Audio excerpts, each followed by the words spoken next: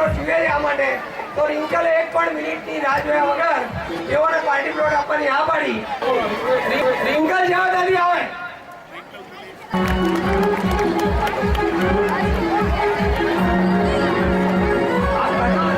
આ પત્ર સાથે આપણે લક્ષ્મીજીનો સુંદર ફોટો પણ આપીએ છીએ.